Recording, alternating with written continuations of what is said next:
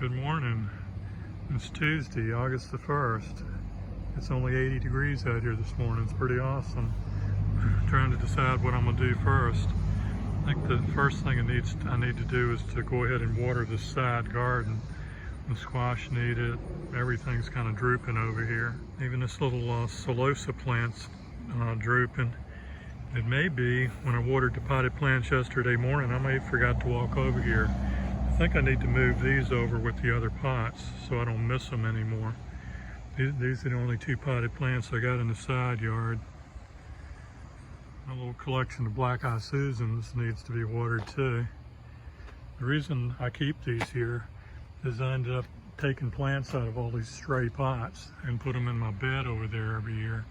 For whatever reason, they don't seem to come back in the bed anymore, and I end up transplanting them out of these pots back to the bed. So these are next year's potential black-eye Susan candidates. They still look pretty good for spare plants. Most of the rest of the pots are over here. They look like they're holding up pretty good right now, but I might as well water them because at some point during the day they're going to need water. May as well water the black-eye Susans and the zinnias while I got the hose turned on. It actually takes more water to keep the flowers going than it does the veggie garden. The veggie's a little bit more tolerant about getting dry. Oh dear, tell the bumblebees to look out. Got a couple of mosquitoes bothering me, but I'm gonna give them a little bit of off. And I'll spray a little bit on my arms, and that seems to take care of them without killing the planet with poison. This stuff does actually seem to work. I got the fan slightly blowing away from me. There's like 10 of mosquitoes and junk following me around in the yard. I gave them a spray with that, and all 10 of them disappeared. Amazing. This stuff's been sitting up here on the table about 3 or 4 years. What is this stuff called? Advanced Cutter Advanced. Huh. I'm amazed. It actually kind of sort of works.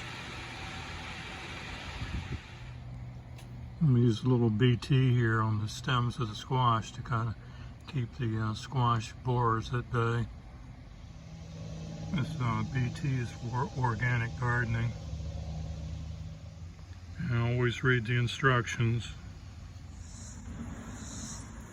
Alright, I'm just going to spray a plant down low. Maybe catch the caterpillars or grubs or whatever they are that like to chew into the stems.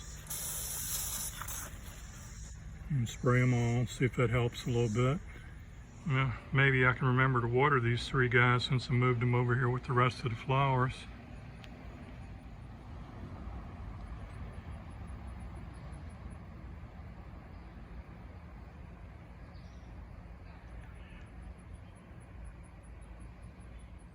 Some of the daisies are still blooming, and most of them have kind of bloomed out, so I've been working on shearing them back. So let's shear them back a little bit, see if they'll rebloom. Now that I loaded the tape back up in the gun, all you got to do is give it a little push and get it around the pole. Click it one more time. Let's do the top part here. We'll come in. Let's come in. I'll tell you what. Let me pull it a little bit and get a little slack in it, and loop it around there, and click it. There it goes. It didn't cut it too good, but it got it. Easy peasy. These 2 little tomato plants were about dead. They sat over there on a table for 2 months because they were basically spare plants. They were almost dead. I felt sorry for them, stuck them over here in the flower bed. Look what we got now. We got a sun peach ripe tomato.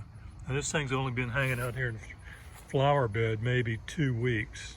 That is amazing. Not only is it amazing, it gave me a ripe tomato that I just got through eating. It's got a nice fan on it with a whole bunch more on there. And it was really easy to tie them up with that tape gun. I found it's better to use more and don't worry about it. The stuff doesn't really cost that much. And that way it kind of holds it to the pole better.